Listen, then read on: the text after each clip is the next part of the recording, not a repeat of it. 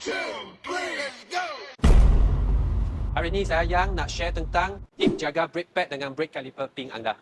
Sesiapa punya brake pad, bila you nak tukar tu, you masa buka, you nampak kenapa sebelah tebal lagi, tapi sebelah sudah hampir nipis. Tengok tak ada seimbang kan? Sebab caliper pink ni, selalu orang caliper pink tak ada check, tak ada lubricate. Bila you tukar brake pad, caliper pink mesti buka keluar, kasih masuk minyak, brake grease, kasih servis sekali. Kalau tidak, bila ini sudah jam dekat caliper, you punya brake pad boleh jadi macam ni. Sebelah tebal, sebelah nipis. Kalau boleh lagi pun ambil brake cleaner, kasih cuci satu brake system.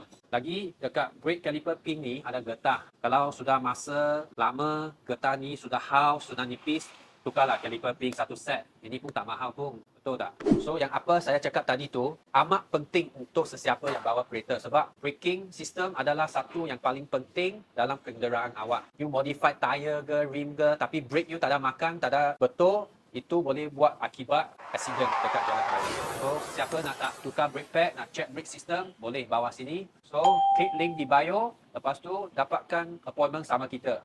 Now.